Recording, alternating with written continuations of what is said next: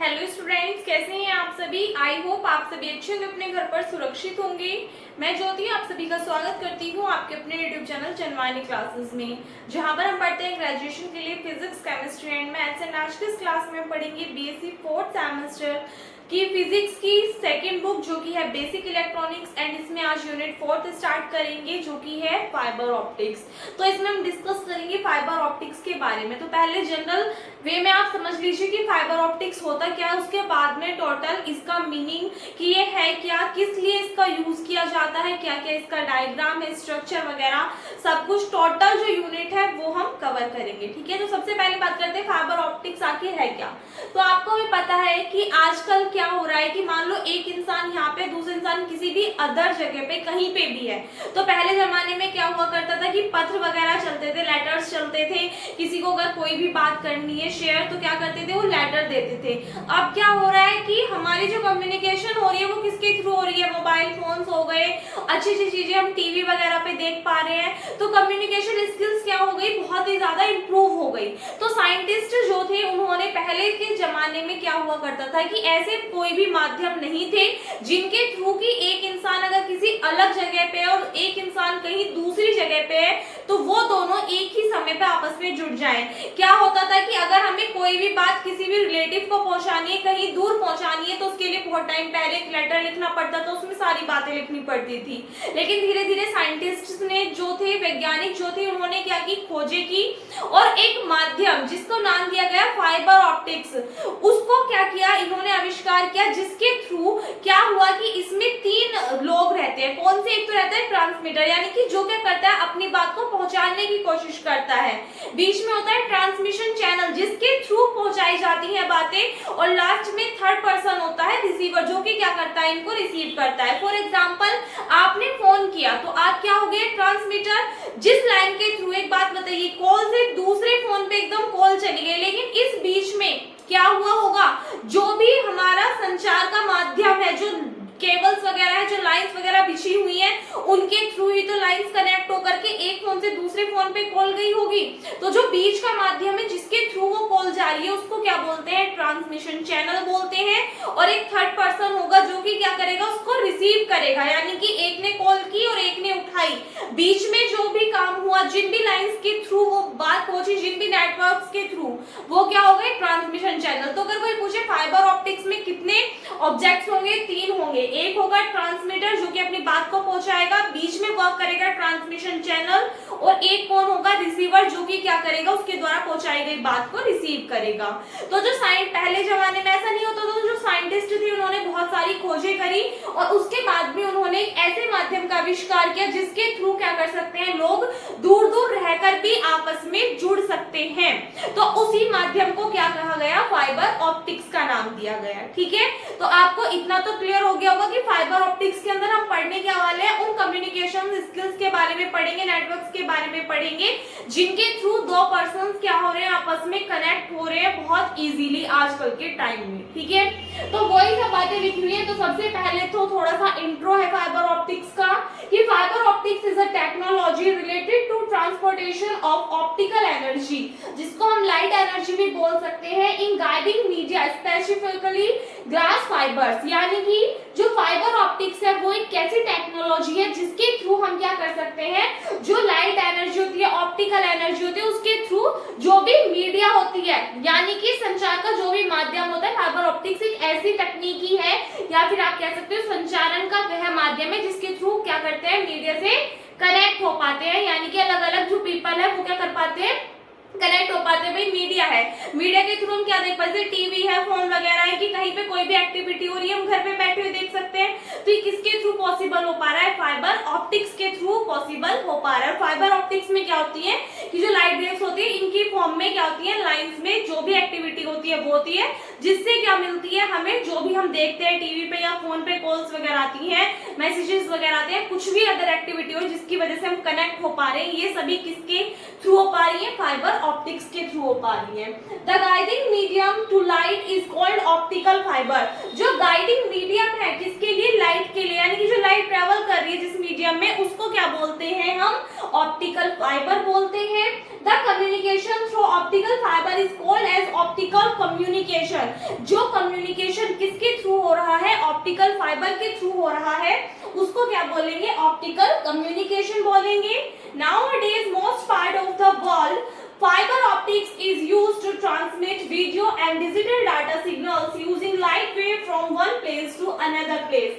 यानी कि आजकल के दिनों में क्या हो रहा है कि most of the part of the world यानी कि संसार का बहुत ज्यादा भाग इस चीज को यूज कर रहा है, किसको, फाइबर ऑप्टिक्स। फाइबर ऑप्टिक्स के प्रयोग के द्वारा ही हम क्या कर पा रहे हैं, ट्रांसमिट कर पा रहे हैं वीडियोस को, जो डिजिटल डाटा है उसको, या यूजिंग लाइट वेव की फॉर्म में, कहां से, एक जगह से दूसरी जगह तक। तो आजकल के दिनों में क्या हो रहा है, आजकल मोस्ट संसार जो है, ज्यादातर संसार में क्या हो रहा है कि एक जगह से दूसरी जगह पे, चाहे वो वीडियो है, डिजिटल डाटा है, उसको ट्रांसमिट करने के लिए, ट्रांसफर करने के लिए किसका यूज किया जा रहा है, फाइबर ऑप्टिक्स का यूज किया जा रहा है, ऑप्टिकल फाइबर का यूज किया जा रहा है। ठीक है, तो ये थी ऑप्टिकल फाइबर या फाइबर ऑप्टिक्स के बारे में थोड़ा सा इंट्रोडक्शन कि आजकल कैसे कैसे इसका यूज किया जा रहा है, कहाँ कहाँ पे यूज किया जा रहा है, किस लिए यूज करते हैं। जैसे वीडियो हो गया, डिजिटल डाटा हो गया, कॉल वगैरह हो गया, इन सब में किसका यूज करते हैं कि एक स्थान से दूसरे स्थान पे ट्रांसफर करने के लिए बीच में क्या होता है, फाइबर ऑप्टिक्स लगे हुए होते हैं। ठीक है,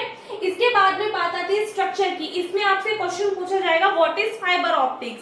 अगर आपसे सिर्फ ये क्वेश्चन पूछा जा रहा है तो फिर आप यहाँ से यहाँ तक लिख दोगे, कोई दिक्कत नहीं होगी। बट अगर आपसे पूछा जाता है what is the main component of fibre optics, fibre optics में किन किन कंपोनेंट्स का यूज किया जाता है, पार्ट कौन कौन से फाइबर ऑप्टिक्स के, उनको एक्सप्लेन कीजिए। तो उस कंडीशन में आपको उसकी पूरी स्ट्रक्चर डिटेल में डिस्क्राइब करनी होगी। पहले समझ लीजिए, फिर जो स्ट्रक्चर है उसको एक बार शो अप करके दिखा देंगे। Optical fibre is a wave guide. ये क्या है, एक वेव गाइड है जो कि क्या करता है, तरंगों को गाइडेंस प्रोवाइड करता है, यानी कि एक ऐसा माध्यम जिसके थ्रू जो वेव होती है वो क्या करेंगी, ट्रेवल करेंगी। It is made of thin transparent dielectrics. ये क्या बना होता है, बहुत ही थिन ट्रांसपेरेंट, किसका, डाइइलेक्ट्रिक्स का बना होता है।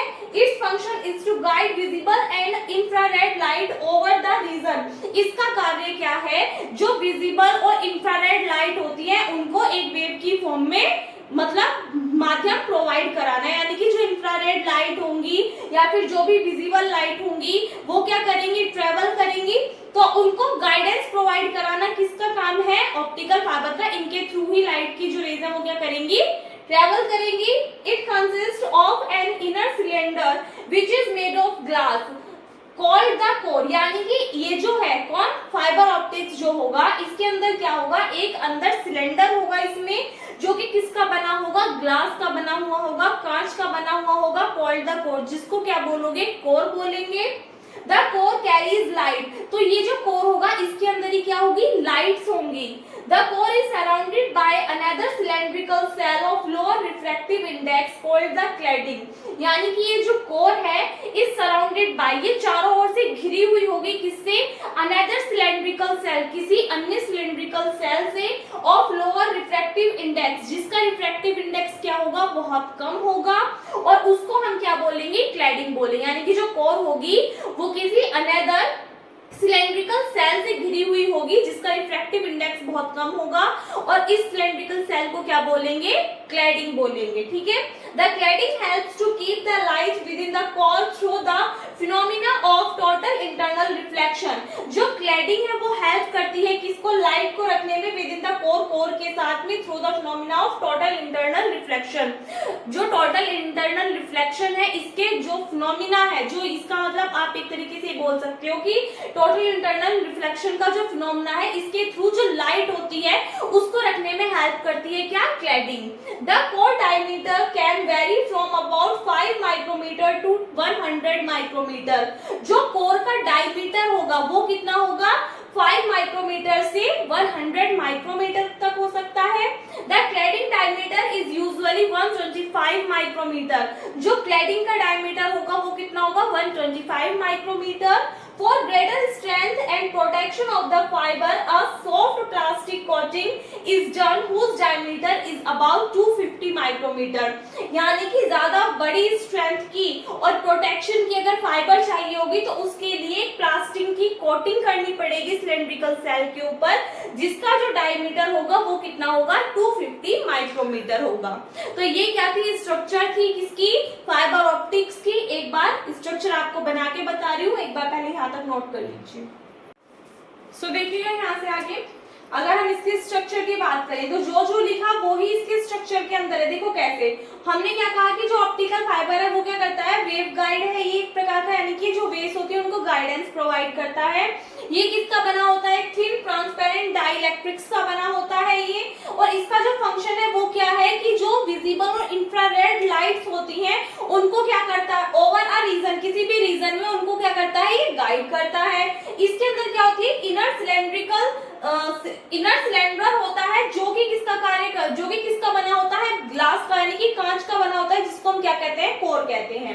अब देखो ये जो दोनों डायग्राम है ये किसके हैं, ऑप्टिकल फाइबर के ही है। चाहे आप ये वाला डायग्राम शो करके दिखाओ, चाहे आप ये वाला डायग्राम शो करके दिखाओ। तो कोर क्या है, इसमें ये वाला जो अंदर वाला पार्ट है, ये वाला आप सर्कल देख रहे हो, ये क्या है, इसमें कोर है जो कि किसकी बनी होती है, ग्लास की। इसमें ये जो आप ब्लैक पार्ट देख रहे हो ये क्या है, कोर है इसमें। उसके बाद में उन्होंने क्या कहा, द कोर कैरीज लाइट, यानी कि ये किसको कैरी करती है, लाइट को। इसके अंदर क्या होती है, लाइट, प्रकाश होता है। The core is surrounded by another cylindrical shell of lower refractive index called the cladding, यानी कि ये जो कोर होती है किससे घिरी हुई होती है, एक दूसरी अन्य सिलेंड्रिकल सेल से घिरी हुई होती है, जिसका रिफ्रैक्टिव इंडेक्स कैसा होगा, बहुत कम होगा। तो यहाँ पे आप देख सकते हो इसके ऊपर ये वाली जो लेयर आ रही है जो यहाँ पे बनी हुई है, ये क्या है, क्लैडिंग है। क्या कहलाएगी, क्लैडिंग। इसके भी जस्ट ऊपर जो सिलेंड्रिकल सेल आ रही है ये क्या है, क्लैडिंग है। यहाँ पे आप देख सकते हो इसको नेम क्या दिया हुआ है, क्लैडिंग दिया हुआ है।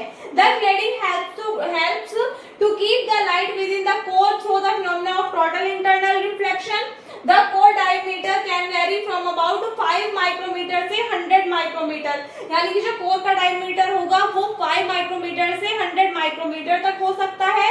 जो क्लैडिंग है उसका डायमीटर कितना होगा, 125 माइक्रोमीटर, यानी कि इससे बड़ा होगा। फॉर ग्रेटर स्ट्रेंथ और प्रोटेक्शन ऑफ अ फाइबर की अधिक स्ट्रेंथ और प्रोटेक्शन के लिए एक सॉफ्ट प्लास्टिक की कोटिंग की जाती है, जिसका डायमीटर कितना होगा, 250 माइक्रोमीटर होगा। यानी कि इसके लिए अगर बात करें तो एक बहुत ही सॉफ्ट प्लास्टिक की कोटिंग की जाती है, जिसको नेम दे दिया जाता है प्राइमरी कोटिंग। ये वाली जो आप डॉट डॉट वाली साइड देख रहे हो, ये वाली हमारी क्या है, प्राइमरी कोटिंग है। इसके जस्ट ऊपर देखो ये कोर हो गई, ये वाली क्लैडिंग हो गई। क्लैडिंग के ऊपर जो ये डॉट डॉट वाली कोटिंग की हुई है ये क्या कहलाएगी, आपकी प्राइमरी कोटिंग कहलाएगी। और इसकी जो डायमीटर होगा इसका वो कितना होगा, 250 माइक्रोमीटर। एंड इससे जस्ट ऊपर जो कोटिंग की जाएगी उसको क्या बोलोगे आप, सेकेंडरी कोटिंग बोलोगे। ठीक है, तो ये किसकी स्ट्रक्चर है, फाइबर ऑप्टिक्स की स्ट्रक्चर है। आई होप आपको क्लियर हो गई होगी। एक बार पहले यहाँ तक नोट करिए। तो देखिएगा इसके बाद में बात करते हैं propagation through an optical fibre. Optical fibre के थ्रू जो प्रोपोगेशन होता है वो कैसे होता है। So the optical fibres are based on the principle of total internal reflection, यानी कि जो ऑप्टिकल फाइबर का प्रिंसिपल है, जो सिद्धांत है, वो किसके ऊपर आधारित है, किसके ऊपर बेस्ड है, टोटल इंटरनल रिफ्लेक्शन के ऊपर बेस्ड है। और जो टोटल इंटरनल रिफ्लेक्शन होता है at the fibre will occur only if the following two conditions are satisfied. तो जो टोटल इंटरनल रिफ्लेक्शन होगा, यानी कि जो पूर्ण आंतरिक परावर्तन होगा, वो किस कंडीशन में होगा, अगर ये दोनों कंडीशंस जो है वो सेटिस्फाई होंगी। तो फर्स्ट कंडीशन कौन सी है, the refractive index of the core material N1 must be slightly higher than that of cladding N2 surrounding it. यानी कि जो रिफ्रैक्टिव इंडेक्स है किसका, कोर का।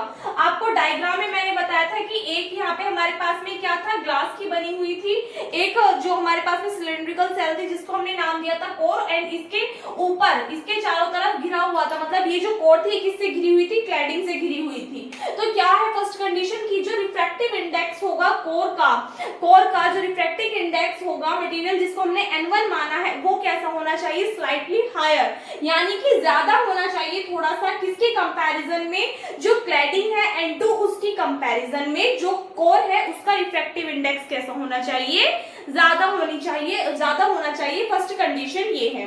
इसके बाद में सेकंड कंडीशन है, at the core cladding interface the angle of incidence theta must be greater than critical angle theta C, यानी कि जो कोर क्लैडिंग है उसके इंटरफेस पे जो एंगल ऑफ इंसिडेंस है जिसको रिप्रेजेंट किया है थीटा से, वो कैसा होना चाहिए, ज्यादा होना चाहिए किससे, क्रिटिकल एंगल से। क्रिटिकल एंगल को डिनोट किया हुआ है किससे, थीटा सी से।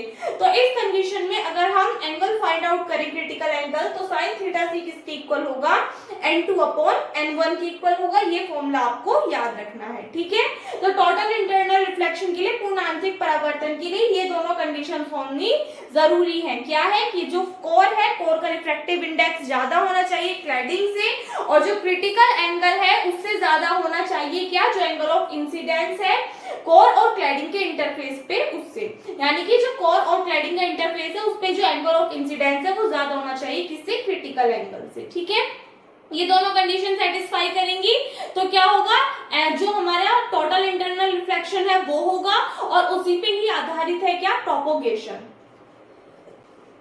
In optical fibers, propagation of light takes place due to total internal reflection, यानी कि जो ऑप्टिकल फाइबर्स हैं इनमें जो प्रोपोगेशन होगा लाइट का वो किस पे डिपेंड करता है, या वो किसके कारण होता है, टोटल इंटरनल रिफ्लेक्शन के कारण होता है। जो लाइट का प्रोपोगेशन होता है ऑप्टिकल फाइबर्स में, तो किसके कारण होता है, वो टोटल इंटरनल रिफ्लेक्शन के कारण होता है। ये बात आपको याद रखनी है।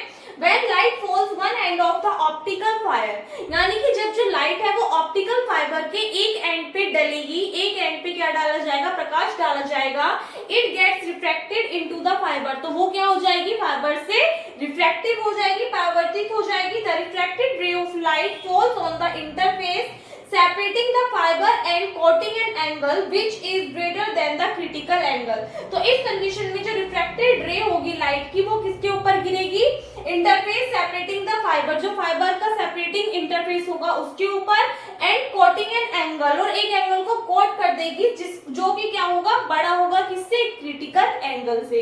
यहाँ पे इसका डायग्राम शो किया हुआ है, यानी कि मान लें यहाँ पे क्या पड़ रही है, कोई भी लाइट रे यहाँ से जा रही है, यहाँ पे टच हुई, टच होने के बाद में क्या हो गई, रिफ्रैक्टेड हो गई, और यहाँ से टच होने के बाद में इधर की साइड को रिफ्रैक्टेड होकर निकल गई। तो इस कंडीशन में जो क्रिटिकल एंगल है उससे ज्यादा होना चाहिए जो कोटिंग एंगल है उसकी वैल्यू, ठीक है। तो यहाँ पे ये जो लगी हुई है ये हमारे पास में प्लास्टिक की जैकेट है, ये यहाँ पे अंदर वाली जो सरफेस है ये क्या है बच्चा, कोर है, और ये वाली जो सरफेस है ये क्या है, यहाँ पे क्लैडिंग है, ठीक है। तो ये इसका डायग्राम है, और जो प्रोपोगेशन होगा ऑप्टिकल फाइबर के थ्रू उसको आप इसी टाइप से रिप्रेजेंट करोगे। क्या कि अगर आपसे पूछा जाए कि जो लाइट का प्रोपोगेशन होता है ऑप्टिकल फाइबर में वो किस कारण से होता है, तो आपको पता चल गया टोटल इंटरनल रिफ्लेक्शन के कारण से होता है। और टोटल इंटरनल रिफ्लेक्शन यानी जो पूर्ण आंतरिक परावर्तन होगा वो कब होगा, जब दो कंडीशन सेटिस्फाई करेंगी। पहली तो ये कि जो कोर का रिफ्रैक्टिव इंडेक्स है वो क्लैडिंग से कैसा होना चाहिए, ज्यादा होना चाहिए। दूसरी बात क्या है कि जो कोर क्लैडिंग का इंटरफेस है उस पे जो एंगल ऑफ इंसिडेंस होगा उसकी वैल्यू क्रिटिकल एंगल से ज्यादा होनी चाहिए, ठीक है। तो ये था propagation through an optical fibre. I hope आपको क्लियर हो गया होगा, नोट कर लीजिए, और ये इंपॉर्टेंट है तो आपको याद भी रखना है। तो देखिएगा इसके बाद में बात करते हैं क्लासिफिकेशन ऑफ फाइबर की, कि फाइबर का जो क्लासिफिकेशन है, जो फाइबर है उसको कितने पार्ट्स में वर्गीकृत किया गया है या फिर क्लासिफाइड किया गया है। So optical fibres are classified into 3 major parts, यानी कि जो ऑप्टिकल फाइबर्स होते हैं उनको मेजरली कितने पार्ट्स में डिवाइड किया हुआ है, 3 पार्ट्स में। कौन कौन से, फर्स्ट है मटेरियल, सेकंड है नंबर ऑफ मॉड, और थर्ड है इसमें रिफ्रैक्टिव इंडेक्स प्रोफाइल, जिसमें से कि इसको आपको डिटेल में पढ़ने की नीड नहीं है, डिटेल में नहीं आता है, ठीक है। ये सिर्फ आपको बता दिया गया कि जो फाइबर ऑप्टिक्स फाइबर है उसको कितने पार्ट्स में क्लासिफाई किया गया है, 3 पार्ट्स में। एक हो गया मटेरियल, नंबर ऑफ मॉड्स और रिफ्रैक्टिव इंडेक्स प्रोफाइल। और अगर बात करें रिफ्रैक्टिव इंडेक्स के बेस पे जो क्या होता है फाइबर्स होते हैं उनको कितने पार्ट्स में डिवाइड किया गया है, तो रिफ्रैक्टिव इंडेक्स के बेस पे जो ऑप्टिकल फाइबर्स होते हैं उनको 2 पार्ट्स में क्लासिफाइड किया गया है। कौन कौन से, फर्स्ट होगा strap index optical fibre and second होगा ग्रेडेड इंडेक्स ऑप्टिकल फाइबर। तो सबसे पहले बात करते हैं स्ट्रैप इंडेक्स ऑप्टिकल फाइबर क्या होता है, इसके क्या क्या एडवांटेजेस हैं, क्या क्या डिसएडवांटेजेस हैं, और इसके बाद में इसका सेकंड आएगा ग्रेडेड इंडेक्स ऑप्टिकल फाइबर, वो क्या होता है, उसकी क्या क्या एडवांटेजेस हैं और क्या क्या डिसएडवांटेजेस हैं। और ये जो क्वेश्चंस है यानी कि इस टाइप का जो क्वेश्चन है ये आपका सेपरेट करके भी पूछ लिया जाता है। लॉन्ग क्वेश्चन में आपसे कहेगा क्लासिफाई द ऑप्टिकल फाइबर्स, यानी कि जो ऑप्टिकल फाइबर्स होते हैं वो कितने तो आपको डिटेल में शॉप करके दिखाना पड़ेगा कि ये 3 टाइप्स के होते हैं, मटेरियल, नंबर ऑफ मोड्स और रिफ्रैक्टिव इंडेक्स, प्रोफाइल। और रिफ्रैक्टिव इंडेक्स की अगर बेस पे बात करें तो उस कंडीशन में जो फाइबर्स होते हैं उनको 2 पार्ट्स में डिवाइड किया जाएगा। एक तो क्या हो जाएगा स्टेप इंडेक्स ऑप्टिकल फाइबर, और दूसरा क्या हो जाएगा ग्रेडेड इंडेक्स ऑप्टिकल फाइबर। उसके बाद इनके एडवांटेजेस और डिसएडवांटेजेस। तो ये तो बन गया लॉन्ग क्वेश्चन। अगर इसी को ही आपसे शॉर्ट क्वेश्चन में पूछेगा तो शॉर्ट क्वेश्चन कैसे पूछता है कि define step index optical fibre, या what is step index optical fibre, या describe graded index optical fibre. तो अलग अलग भी आपसे क्वेश्चन पूछ लिया जाएगा, ठीक है। तो इसलिए आपको दोनों की डेफिनेशन अच्छे से याद करनी है, और मेनली एग्जाम में बहुत बार पूछा भी गया है कि what is step index optical fibre या ग्रेडेड इंडेक्स ऑप्टिकल फाइबर। तो दोनों को आपको अच्छे से याद रखना है। तो पहला इंडिसेस ऑप्टिकल फाइबर क्या होंगे कि when the refractive indices of core, cladding and air in optical fibre vary step by step, then the fibre is known as step index fibre.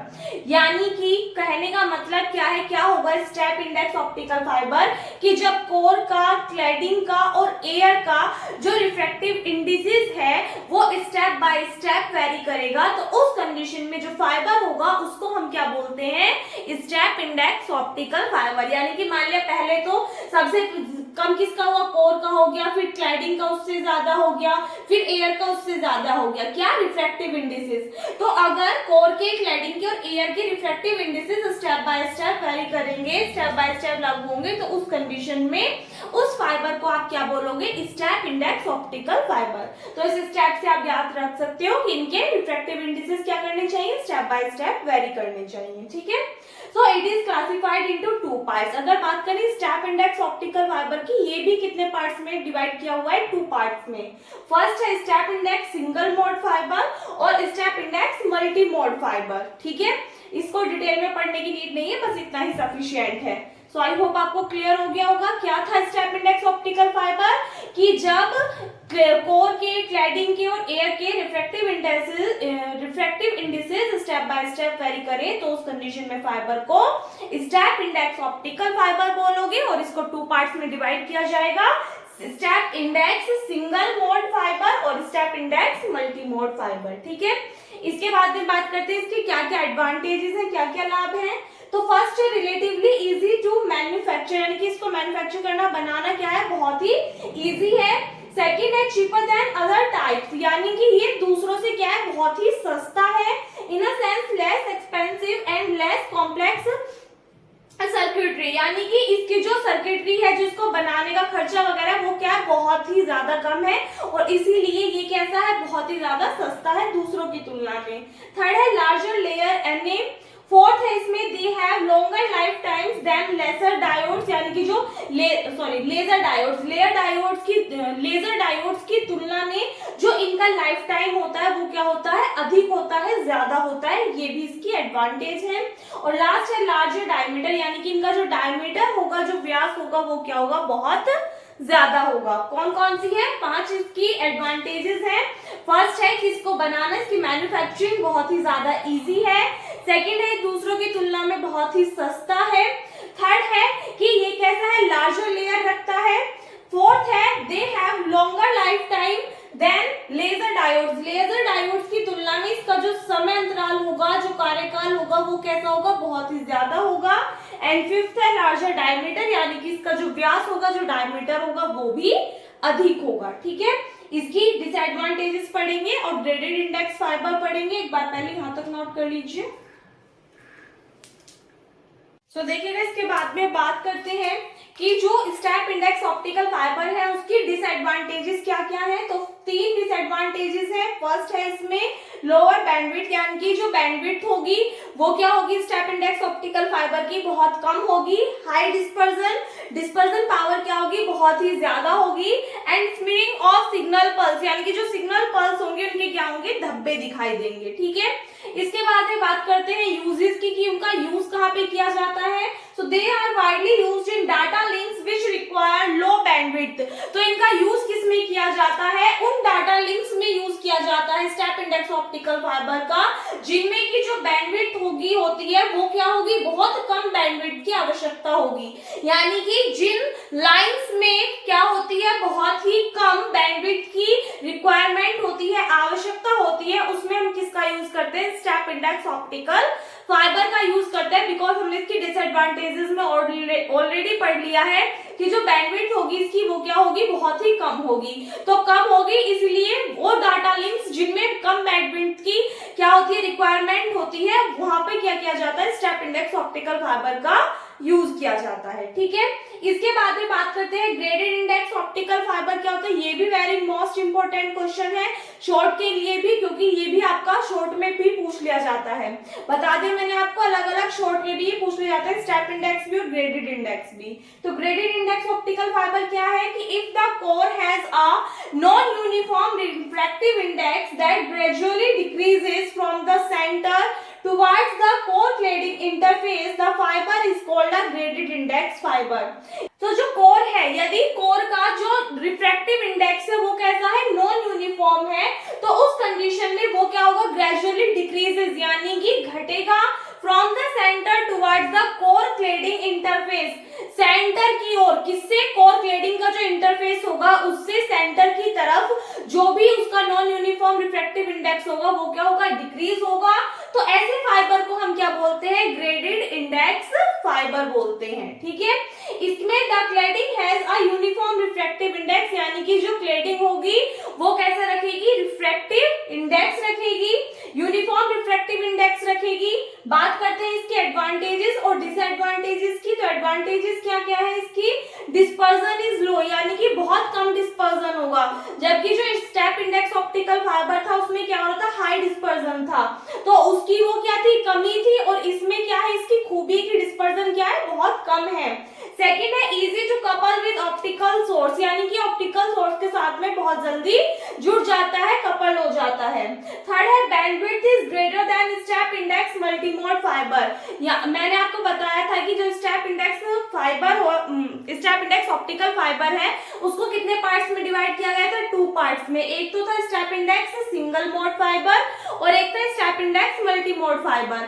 तो जो हमारा क्या है, ग्रेडेड इंडेक्स ऑप्टिकल फाइबर है, इसकी जो बैंडविड्थ होती है वो स्टेप इंडेक्स मल्टीमोड फाइबर से कैसी होती है, ज्यादा होती है। तो थर्ड एडवांटेज इसके ये कि बैंडविड्थ क्या होगी, ग्रेटर देन होगी स्टेप इंडेक्स मल्टीमोड फाइबर से। फोर्थ है it has a small numerical aperture, यानी कि इसका जो न्यूमेरिकल एपर्चर होगा वो क्या होगा, बहुत ही कम होगा। बात करते हैं डिसएडवांटेजेस की। तो इसकी 2 कमियां हैं, कौन कौन सी, एक्सपेंसिव, वो क्या था, जो स्टेप इंडेक्स ऑप्टिकल फाइबर था वो बहुत सस्ता था, लेकिन ये क्या है, बहुत ही ज्यादा महंगा है, एक्सपेंसिव है।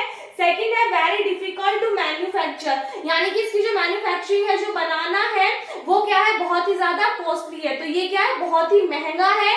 जबकि जो हमारा क्या था, स्टेप इंडेक्स ऑप्टिकल फाइबर था वो कैसा था, बहुत सस्ता था, उसको बनाना आसान था, इसको बनाना क्या है, बहुत ही ज्यादा डिफिकल्ट है। इसकी मैन्युफैक्चरिंग डिफिकल्ट है, उसकी इजी थी, वो चीपर था, ये कैसा है, एक्सपेंसिव है, वो सस्ता है, ये महंगा, इसको बनाना डिफिकल्ट, उसको बनाना आसान। तो कुछ ऐसी है कि जो उसमें कमियां हैं और इसमें खूबियां हैं, लेकिन कुछ ऐसा है कि जो इसमें कमियां हैं और उसमें क्या थी, खूबियां हैं। यूजेस, इसका यूज कहां करते हैं, it is used in medium distance applications, जो कम दूरी की एप्लीकेशंस होती हैं उनमें किसका यूज करते हैं हम, ग्रेडेड इंडेक्स ऑप्टिकल फाइबर का यूज करते हैं। ठीक है, दोनों ही टॉपिक आपके इंपॉर्टेंट थे, आई होप आपको क्लियर हो गया होगा।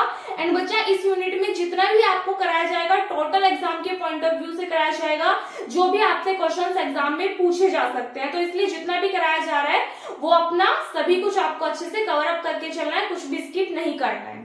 एक बार पहले यहाँ तक नोट कर लीजिए। सो यहाँ से आगे देखिएगा, इसके बाद में 3 टर्म्स हैं, एक तो है एक्सेप्टेंस एंगल, एक है एक्सेप्टेंस कोण एंड एक है न्यूमेरिकल एपर्चर।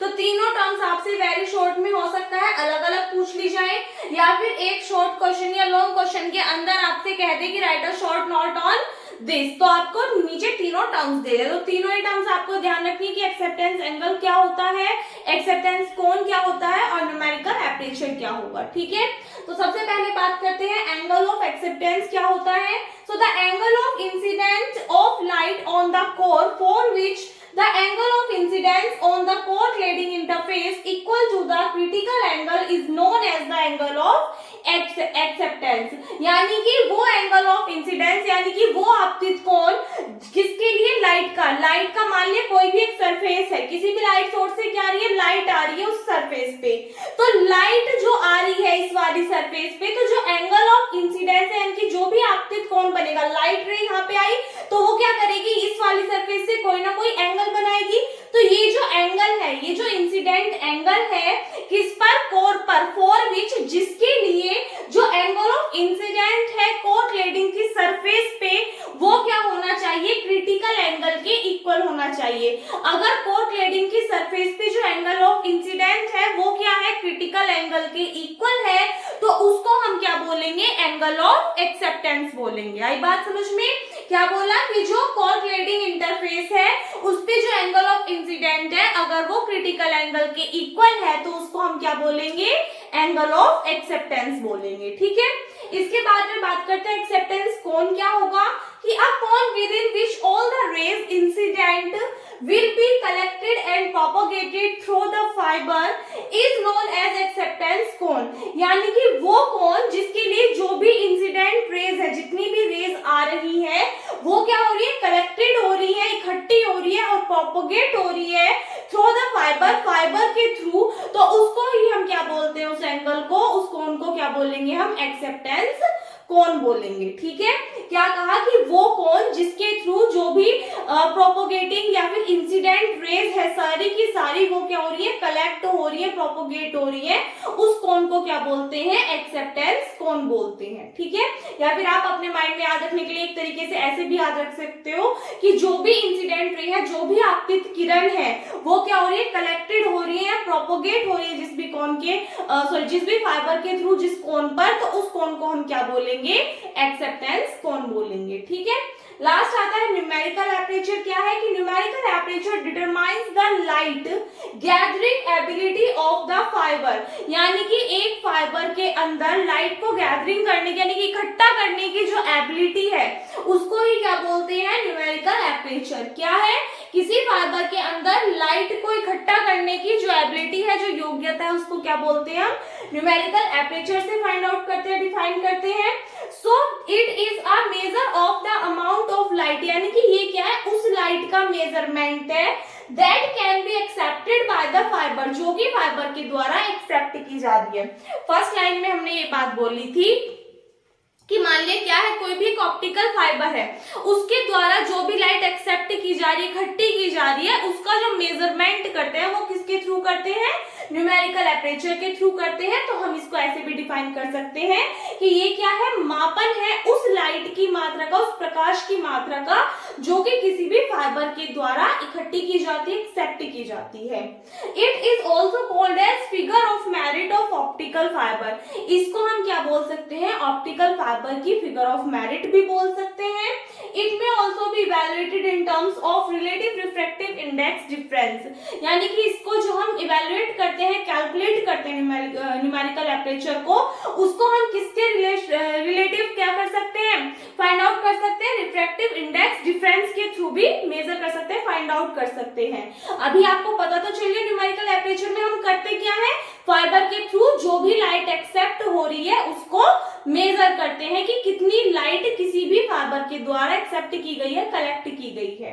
तो बात करते हैं डेल की, डेल किसकी इक्वल होगा, refractive difference between core and cladding, core और क्लेडिंग के बीच में जो रिफ्रैक्टिव इंडेक्स होगा वो divided by refractive index of core of optical fibre, optical fibre का जो रिफ्रैक्टिव इंडेक्स होगा उससे डिवाइड कर दोगे आप किसको, कोर और क्लेडिंग के बीच में जो रिफ्रैक्टिव इंडेक्स होगा उसको।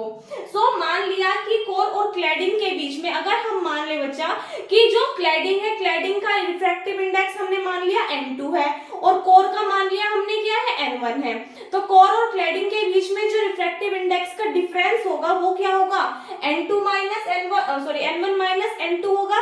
भाई कोर का रिफ्रैक्टिव इंडेक्स माना N1 और क्लेडिंग का क्या मान लिया N2, तो अगर हमें इन दोनों के बीच का डिफरेंस निकालना होगा तो क्या करेंगे, N1 minus N2 divided by refractive index of core, और कोर का रिफ्रैक्टिव इंडेक्स क्या माना N1, तो इससे डिवाइड कर देंगे हम। एक बार इसको इसके अपॉन में सेपरेट करोगे, N1 से N1 कैंसिल आउट, कितना आ जाएगा जाएगा 1 माइनस एक बार n2 के अपॉन में सेपरेट करोगे n2 अपॉन n1। यहाँ से अगर हमें n2 अपॉन n1 की वैल्यू निकालनी हो तो इसको इज इक्वल्स टू के दूसरी साइड लेकर के जाओगे, टर्म माइनस की है दूसरी साइड जाएगी तो ये प्लस की हो जाएगी, और ये जो डेल्टा है ये इधर पॉजिटिव है, इधर आके क्या हो जाएगा नेगेटिव, तो इधर क्या हो जाएगी टर्म 1 माइनस डेल्टा। तो n2 अपॉन n1 किसके इक्वल आ गया 1 माइनस डेल्टा के इक्वल आ गया। सिंस हमें पता है कि na क्या है यहाँ में बच्चा एक्सेप्टेंस एंगल है, या फिर इसको क्या बोल सकते हैं एंगल ऑफ एक्सेप्टेंस, ये किसके इक्वल होता है under root n1 square minus n2 square के इक्वल होता है, ये आपको याद रखनी है बात, ठीक है। तो यहाँ से क्या करेंगे हम, अगर यहाँ से हम n1 कॉमन लेंगे, देखो n1 का स्क्वायर कॉमन लोगे, जब आप n1 का स्क्वायर बाहर कॉमन ले लोगे तो स्क्वायर से रूट कैंसिल आउट, तो बाहर तो आ गया कितना n1। अब जब आपने अंदर वाली टर्म में से n1 स्क्वायर कॉमन लिया तो इसके पास तो क्या बचेगा 1, यहाँ पे तो n1 स्क्वायर नहीं है, तो कॉमन लेने के लिए क्या करोगे इस टर्म में n1 स्क्वायर से मल्टीप्लाई n1 स्क्वायर से डिवाइड, तो मल्टीप्लाई वाला तो बाहर ले लिया तो इसके डिवाइड में बचा n1 स्क्वायर, इसका भी स्क्वायर है उसका भी स्क्वायर है, तो क्या लिख सकते हैं हम इसको n2 अपॉन n1 का स्क्वायर लिख सकते हैं, कोई दिक्कत नहीं है। अभी हमने n2 अपॉन n1 की वैल्यू निकाली थी, कितनी आई थी 1 माइनस डेल्टा, इस n2 अपॉन n1 की वैल्यू को हम यहाँ पुट करेंगे, सो n किसके इक्वल आ जाएगा n1 into 1 minus n2 upon n1 के प्लेस पे क्या पुट कर दोगे 1 माइनस डेल्टा, और इसका स्क्वायर चल रहा है तो इसका भी क्या आ जाएगा whole square.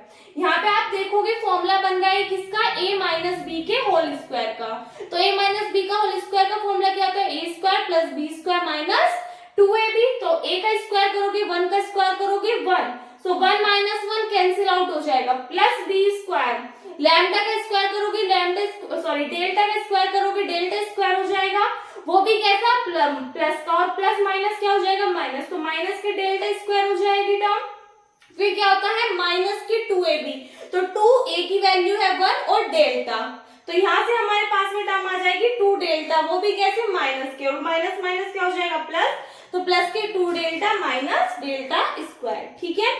Since the difference between refractive indices of the core and cladding is very small, हमें पता है कोर और क्लैडिंग के बीच में जो रिफ्रैक्टिव इंडेक्स का डिफरेंस होता है वो कैसा होता है बहुत ही ज्यादा कम होता है, तो इसीलिए हम मान लेंगे कि जो डेल स्क्वायर है वो क्या है बहुत ही छोटी क्वांटिटी है, बहुत ही छोटी राशि है, तो इस कंडीशन में हम डेल स्क्वायर को क्या कर देंगे नेग्लेक्ट कर देंगे, ऑमिट कर देंगे, भूल जाएंगे, ठीक है। तो डेल स्क्वायर को जब आप नेग्लेक्ट करोगे तो रूट के अंदर कितना आ जाएगा सिर्फ 2 डेल्टा आ जाएगा, तो यहाँ से na यानी कि जो हमारा क्या है एक्सेप्टेंस एंगल है ये किसके इक्वल आ जाएगा n1 into under root 2 delta के इक्वल आ जाएगा। ये क्या है न्यूमेरिकल एपरेचर है, किसी भी फाइबर, क्या होता है न्यूमेरिकल एपरेचर, किसी भी फाइबर के द्वारा जो भी लाइट को कलेक्ट करने की एबिलिटी है, योग्यता है, उसका मेजरमेंट किसके थ्रू करेंगे हम, इसके थ्रू करेंगे, ठीक है।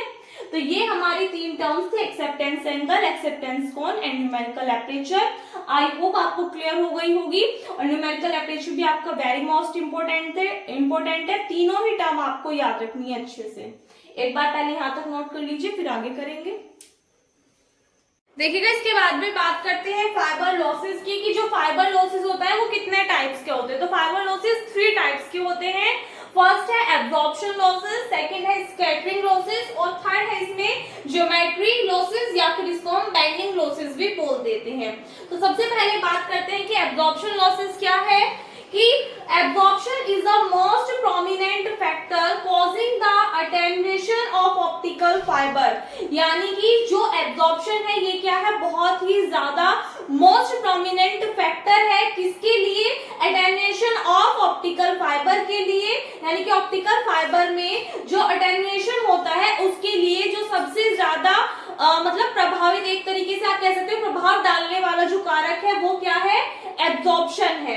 Absorption of light is caused by the 3 different mechanism, यानी कि जो लाइट का एब्जॉर्प्शन होता है वो कैसे हो सकता है 3 टाइप से हो सकता है, इंट्रिंसिक एब्जॉर्प्शन, एक्सट्रिंसिक एब्जॉर्प्शन, और थर्ड है एब्जॉर्प्शन बाय एटॉमिक डिफेक्ट, यानी कि एक तो अंदरूनी आंतरिक आप बोल सकते हो कि आंतरिक अवशोषण, एक्सट्रिंसिक हो गया कि बाह्य अवशोषण या फिर भारी अवशोषण, और थर्ड है absorption by atomic defect, atomic defect के कारण जो एब्जॉर्प्शन होगा वो। तो सबसे पहले बात करते हैं इंट्रिंसिक एब्जॉर्प्शन क्या होता है, आंतरिक अवशोषण क्या होता है। It is the absorption of light by the material of the itself, यानी कि कोर के द्वारा, कोर का जो मटेरियल है उसके द्वारा जो लाइट एब्जॉर्ब होती है अपने आप, यानी कि जो आपको मैंने पार्ट बताया था कि जो ऑप्टिकल फाइबर होता है उसकी जो स्ट्रक्चर होती है उसमें क्या होता है, एक ग्लास का बना हुआ होता है जिसको हम क्या बोलते हैं, सबसे अंदर कोर, फिर उसके ऊपर एक सिलेंड्रिकल सेल घिरी हुई होती है। जो कोर होता है वो किससे घिरा हुआ होता है, एक सिलेंड्रिकल सेल से घिरा होता है जिसको हम क्या बोलते हैं, cladding.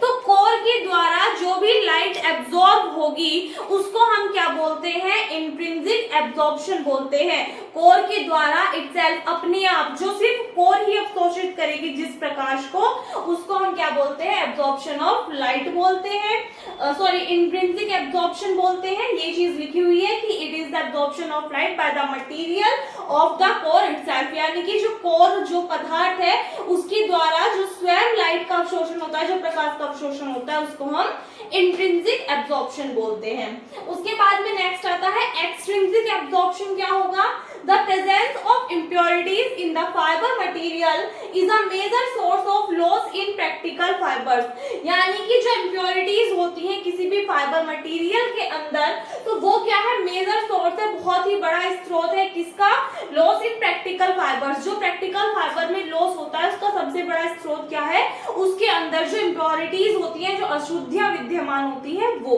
This is known as extrinsic absorption. तो ये जो बाहरी अशुद्धियां हैं, जो बाहरी इम्प्योरिटीज हैं, ये ही क्या है, हमारी एक्सट्रिंसिक एब्जॉर्प्शन कहलाती हैं।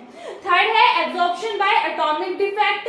Atomic defects in the fibre material are also responsible for the loss of light energy, यानी कि जो एटॉमिक डिफेक्ट होते हैं किसमें, फाइबर में, ये भी रिस्पांसिबल होते हैं किसके लिए, for the loss of light energy. जो प्रकाश की ऊर्जा है उसमें जो हानि होती है उसके लिए क्या रिस्पांसिबल है, जो एटॉमिक डिफेक्ट होते हैं वो। These are created in manufacture of the fibre, also when the fibre is exposed to X rays, gamma rays, neutrons and electron beams, यानी कि जो क्या है, एब्जॉर्प्शन ऑफ एटॉमिक डिफेक्ट में जो एटॉमिक डिफेक्ट है, तो एटॉमिक डिफेक्ट कब आता है, या तो जब फाइबर बनता है उस कंडीशन में एटॉमिक डिफेक्ट आता है, या फिर जब जो फाइबर होता है वो एक्सपोज होता है, टूटता है किसमें, एक्स रेज में, गामा रेज में, न्यूट्रॉन्स में या इलेक्ट्रॉन बीम्स में, तो उस कंडीशन में जो एटॉमिक डिफेक्ट आता है वो। ठीक है, क्या बोला कि जो एटॉमिक डिफेक्ट है वो कब कब होता है, एक तो जब फाइबर बन रहा होता है उस कंडीशन में एटॉमिक डिफेक्ट आ सकता है, या फिर जब फाइबर एक्सपोज हो रहा हो एक्स रेज में, गामा रेज में, न्यूट्रॉन्स में या इलेक्ट्रॉन बीम्स में, उस कंडीशन में एटॉमिक डिफेक्ट हो सकता है। ठीक है, तो ये तीन टाइप्स है किसके, एब्जॉर्प्शन के।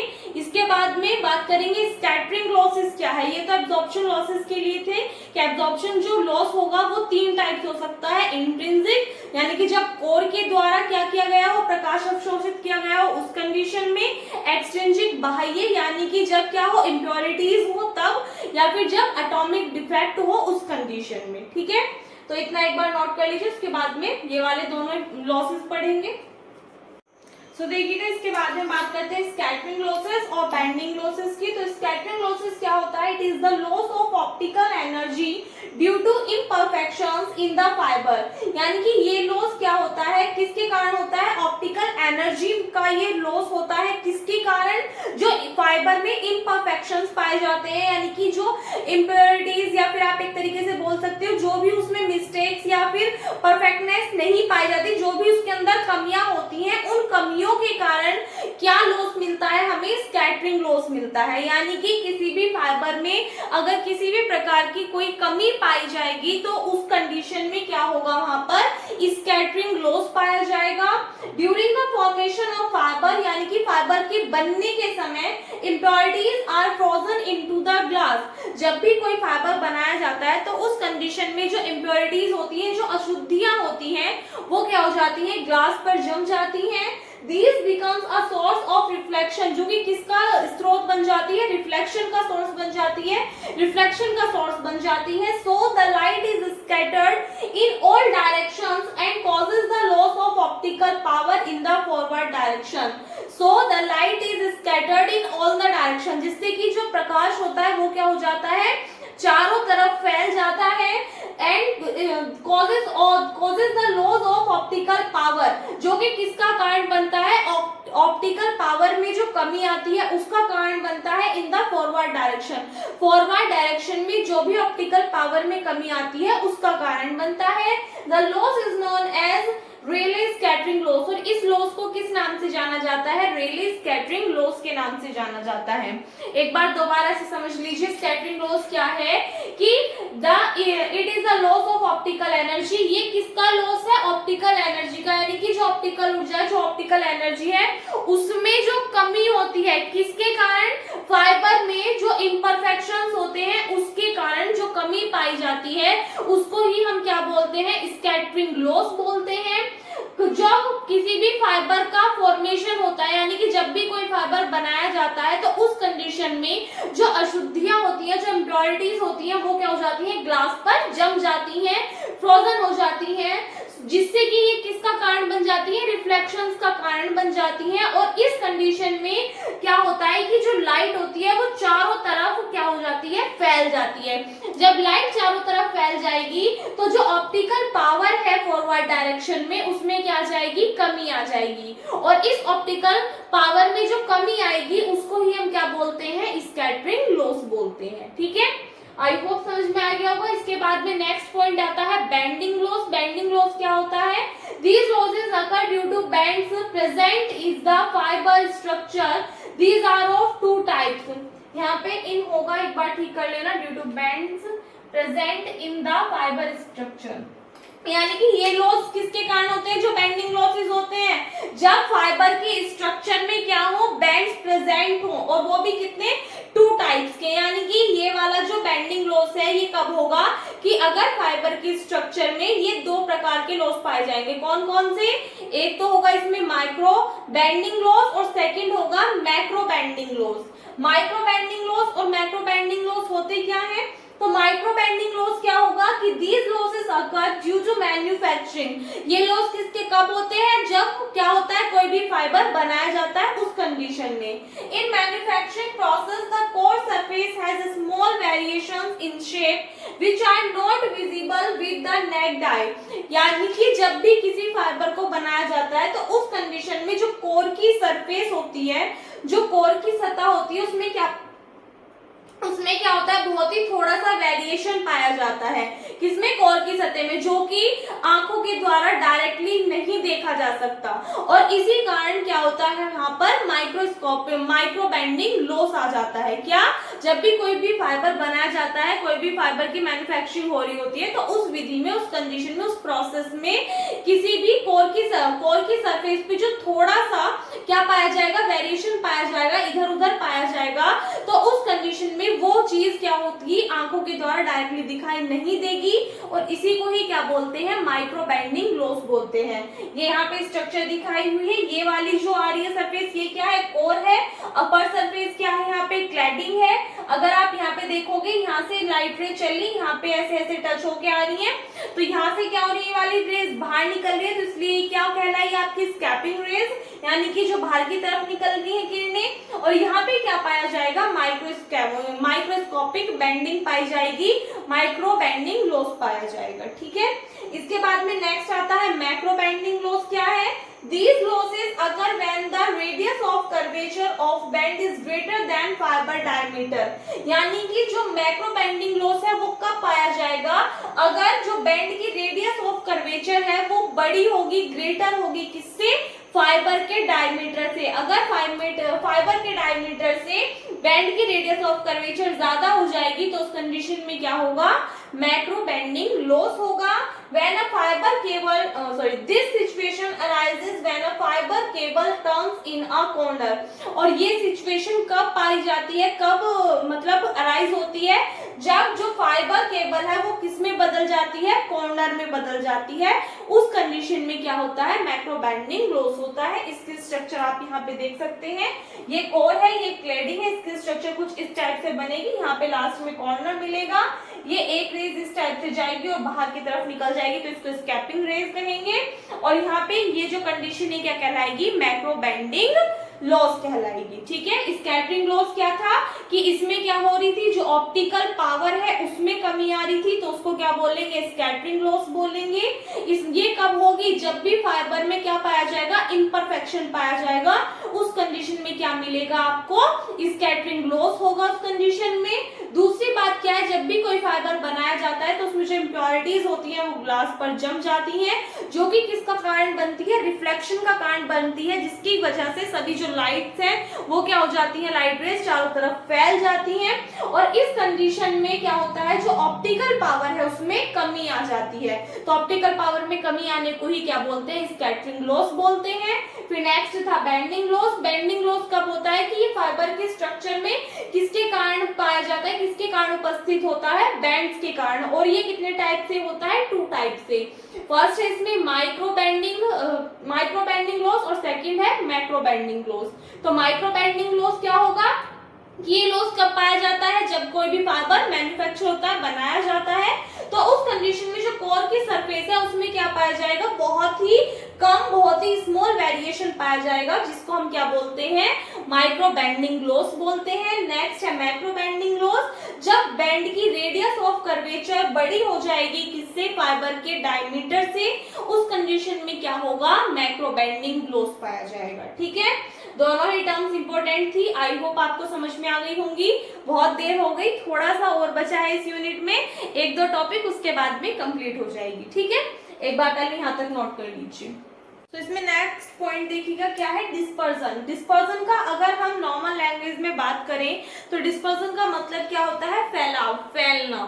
तो इसमें क्या है कि डिस्पर्जन क्या होता है ऑप्टिकल फाइबर्स के अंदर, वो पढ़ेंगे। कितने टाइप का डिस्पर्जन होता है उसको पढ़ेंगे। तो सबसे पहले बात करते हैं डिस्पर्जन आखिर है क्या। Dispersion is defined as the distortion of spreading of light pulse as it travels from one end of the fiber to the other end of the fiber।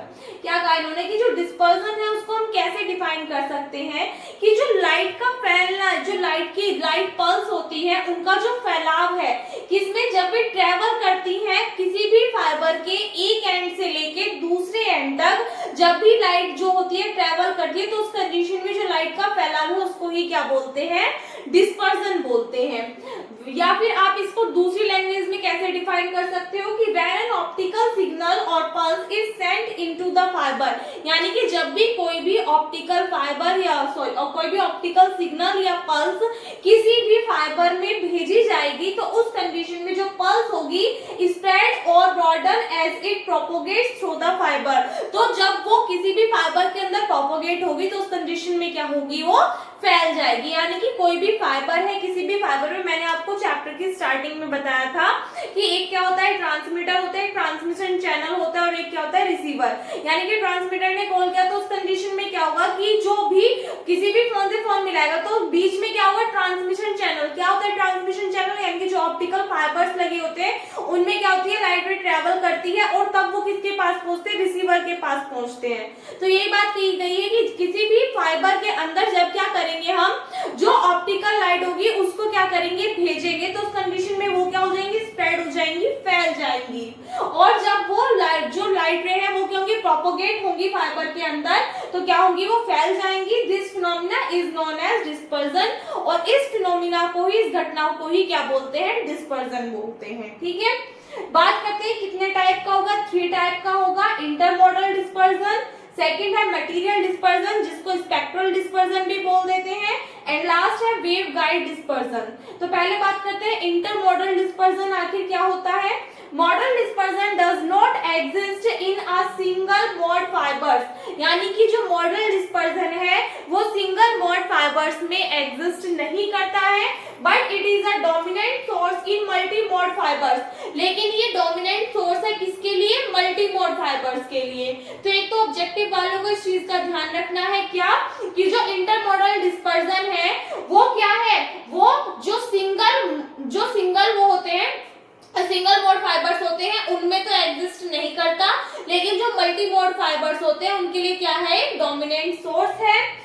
Since many modes are propagating, they will have different wavelengths। क्योंकि different type के बहुत सारे जो modes होते हैं वो क्या होते हैं, प्रोपोगेट होते हैं, तब they will have different wavelength, तो उनकी जो वेवलेंथ होगी वो क्या होगी, डिफरेंट होगी, अलग होगी, and will take different time to propagate through the fibre, और वो क्या करेंगे, अलग अलग टाइम लेंगे फाइबर के अंदर प्रोपोगेट होने के लिए। ठीक है, क्या बोला इन्होंने कि जो बहुत सारे मतलब जो मोड्स होते हैं, सिंगल हो गया, मल्टी मोड मोड्स हो गया, तो ये सब क्या होते हैं, जब प्रोपोगेट होते हैं तो डिफरेंट वेवलेंथ जो होंगी वो क्या होंगी, इनकी जो वेवलेंथ होंगी वो क्या होंगी, अलग अलग होंगी, बहुत ही डिफरेंट होंगी सभी की। सिंगल मोड के लिए अलग वेवलेंथ होगी और जो मल्टी मोड होंगे उनके लिए अलग वेवलेंथ होगी, and will take different time to propagate through the fibre, और फाइबर के थ्रू प्रोपोगेट होने के लिए इनके द्वारा जो समय लिया जाएगा वो भी क्या होगा, अलग अलग होगा।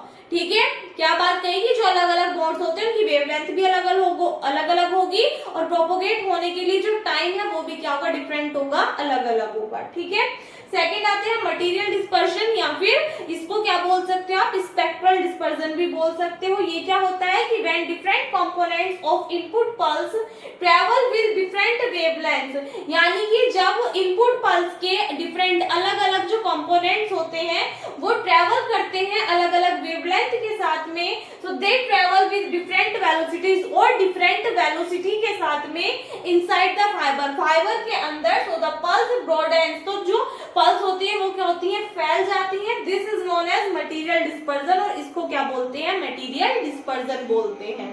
लास्ट आता है वेवगाइड डिस्पर्जन। क्या होता है कि the waveguide dispersion arises due to the guiding property of the fibre, यानी कि जो वेवगाइड डिस्पर्जन है किसके कारण होता है, जो फाइबर की गाइडिंग प्रॉपर्टी होती है उसके कारण, and due to their different angles at which they incident at the core cladding interface of the fibre, और उन डिफरेंट एंगल्स के कारण जो कि इंसिडेंट होते हैं किस पर, कोर क्लैडिंग के इंटरफेस पे, जो भी फाइबर होता है, फाइबर की जो कोर क्लैडिंग का इंटरफेस होगा उस पे जो भी क्या होंगे, एंगल क्या करेंगे, आपतित होंगे, यानी कि जो अभी आपतित कोण होंगे उसके कारण।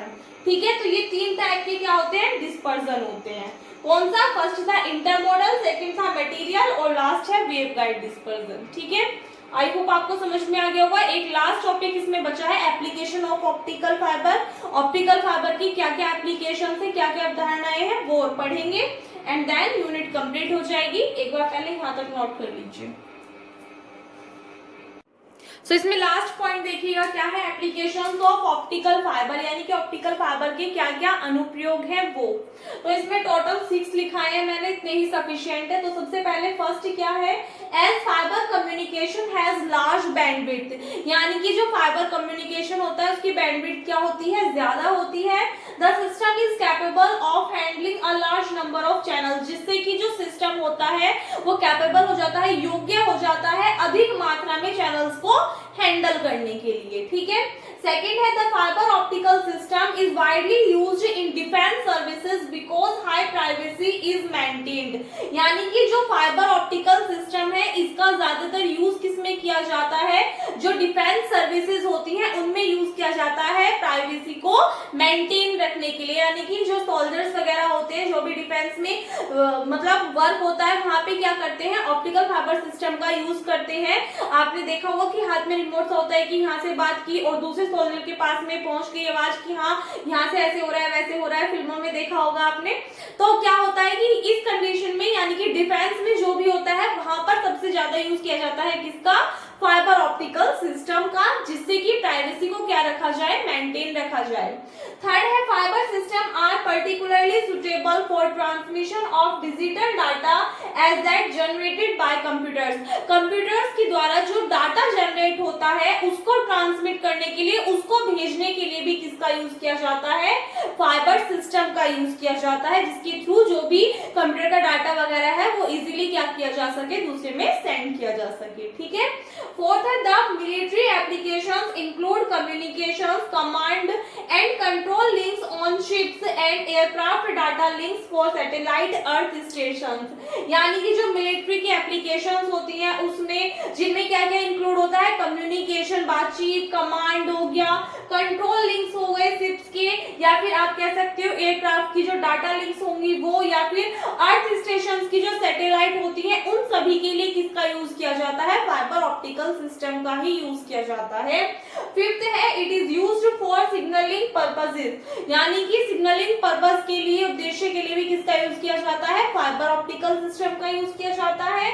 And it is also used in cable, television, space vehicles, ships and submarine cable, यानी कि जो केबल यूज होता है किसमें, टेलीविजन में आपने देखा होगा ब्लैक कलर का केबल का यूज करते हैं, उसमें जो स्पेस व्हीकल्स होते हैं उनमें, जो शिप्स होते हैं उनमें, और जो सबमरीन केबल होते हैं उन सभी में भी किसका यूज करते हैं, फाइबर ऑप्टिक सिस्टम का यूज ही करते हैं। यानी कि जो ऑप्टिकल फाइबर होता है इसका ही मेनली यूज किया जाता है, चाहे वो किसी भी मिलिट्री में हो, यानी कि मिलिट्री वगैरह में जो कमांडो वगैरह यूज करते हैं उस कंडीशन में वहां पे भी सब में किसका यूज किया जाता है, ऑप्टिकल फाइबर का ही यूज किया जाता है। घरों में जो टेलीविजन के लिए केबल वगैरह यूज होते हैं उसमें भी, जो स्पेस में व्हीकल्स जाते हैं उसमें भी यूज करते हैं, जो भी कंप्यूटर के थ्रू डाटा ट्रांसफर करते हैं किसी भी अदर को, तो उनको सेंड करने में भी इन सभी चीजों में किसका यूज किया जाता है, ऑप्टिकल फाइबर का ही यूज किया जाता है। और आपको चैप्टर की स्टार्टिंग में ही मैंने बताया था कि ऑप्टिकल फाइबर का यूज क्या है, कि 3 लोग होंगे, एक ट्रांसमीटर होगा, एक ट्रांसमिशन चैनल होगा, एक रिसीवर होगा, और इनके बीच में जो ट्रांसमिशन चैनल है यही क्या है, ऑप्टिकल फाइबर है। इसी के थ्रू क्या करेंगे हम, एक की बात किसी दूसरे तक पहुंचाई जा सकती है या फिर डाटा वगैरह ट्रांसफर किया जा सकता है एक जगह से दूसरी जगह पे, ठीक है। तो ये थी आपकी total 4th unit. I hope आपको बिल्कुल अच्छे से समझ में आ गई होगी, क्लियर हो गई होगी। अगर कहीं पे भी किसी भी पार्ट में कोई भी डाउट है, कोई भी टर्म आपको समझ में नहीं आती है तो कमेंट सेक्शन में पूछ लीजिएगा। बाकी जो आपकी सेकेंड बुक थी 4th सेमेस्टर की फिजिक्स की, वो बच्चा आज कंप्लीट होती है, और कोई भी डाउट हो, कोई भी क्वेरी हो तो कमेंट सेक्शन में पूछ लेना। इंपॉर्टेंट क्वेश्चन सीरीज मैंने आपको प्रोवाइड करा दी है, एक बार प्लेलिस्ट में चेकआउट कर लीजिएगा। बीएससी 4th सेमेस्टर की जो भी इंपॉर्टेंट क्वेश्चन सीरीज है फिजिक्स की, उसमें मैंने आपको फर्स्ट बुक जो है उसके भी इंपॉर्टेंट क्वेश्चंस करा दिए और सेकंड बुक के भी, जिनको करके आप अच्छे मार्क्स अपने ला सकते हो। टॉपिक्स उसमें बता दिए हैं जो कि मोस्टली रिपीटेड टॉपिक्स है, अदरवाइज अगर आपको अच्छे मार्क्स लेकर के आने तो आपको फिर सारा ही पढ़ना पड़ेगा, ठीक है। तो आज फिजिक्स आपकी कंप्लीट होती है। अब आपका सिर्फ एक रह गया है मैथ्स की सेकंड बुक मैकेनिक्स। कल से बच्चा उसकी वीडियो आपको 101% मिलनी स्टार्ट हो जाएंगी, क्योंकि तबीयत भी अब ठीक है। तो फिजिक्स का पहले ये था कि कंप्लीट करा दूं, क्योंकि मैथ्स तो ऐसा बच्चे उसमें तो अभी आपके 5 से 6 चैप्टर रह रहे हैं, वो तो एक दिन में कंप्लीट नहीं हो पाते, इसलिए मैंने अभी जो मैथ्स की बुक है सेकंड वाली मैकेनिक्स उसकी वीडियो नहीं डाली थी, पहले फिजिक्स ही कंप्लीट करा दी, क्योंकि आप में से कुछ स्टूडेंट्स का कल एग्जाम है और कुछ का परसों एग्जाम है। तो फिजिक्स तो आपकी कंप्लीट हो गई, तो फिजिक्स की टेंशन नहीं है। मैथ्स में अगर बात करें, जितना आपको करा दिया है अगर आप उतना भी कर लेते हो ना, तो पासिंग मार्क्स से अबव मार्क्स आपके आ जाएंगे, इस चीज की गारंटी है 101% की। इंपॉर्टेंट क्वेश्चन सीरीज जो प्रोवाइड कराई है उसमें जो लास्ट के 6 चैप्टर आपके मैकेनिक्स वाली बुक से बचे हुए हैं, उसमें कुछ ऐसे हैं जिसमें से कि जो क्वेश्चंस आपको बताए हुए हैं वो मोस्टली एग्जांपल्स हैं, तो अगर आप उनको भी करके चले जाते हो तो भी आप अपने अच्छे मार्क्स ला सकते हैं। बाकी इस वीडियो में बस इतना ही। आई होप आपको सब कुछ अच्छे समझ में आ गया हो।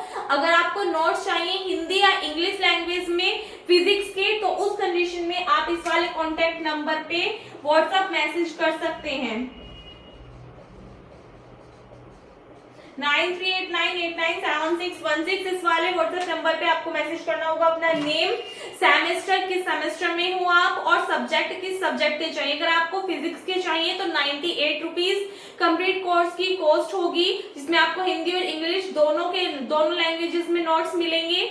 अगर आपको केमिस्ट्री के चाहिए तो उसके भी 98 रुपीज है, और अगर आप फिजिक्स और केमिस्ट्री दोनों के नोट्स परचेज करते हो तो टोटल कॉस्ट होगी 158 रुपीज। ये कंपल्सरी नहीं है, आप में से जिन स्टूडेंट्स का मन करे हिंदी में लेने का, क्योंकि आप में से बहुत सारे स्टूडेंट्स ऐसे हैं जो कि हिंदी में नोट्स प्रिपेयर करना चाहते हैं, उनके लिए है, और बहुत सारे स्टूडेंट्स ऐसे हैं जो कि किसी अदर एग्जाम की तैयारी कर रहे हैं, तो वो सभी भी चाहते हैं नोट्स लेना, तो आपको मिल जाएंगे, ठीक है। व्हाट्सएप पे मैसेज करना है, कॉल आप में से किसी को भी नहीं करनी, वरना बोलोगे दी कॉल रिसीव नहीं हुई। सो इस वीडियो में बस इतना ही। आई होप आपको वीडियो अच्छी लगी तो वीडियो को लाइक कर देना, अपने फ्रेंड्स के साथ में शेयर कर देना। अगर आप चैनल पर नहीं हो या फिर अब तक आपने चैनल को सब्सक्राइब नहीं किया तो प्लीज चैनल को सब्सक्राइब कर देना। मिलते हैं नेक्स्ट वीडियो में। Till then keep learning and keep exploring.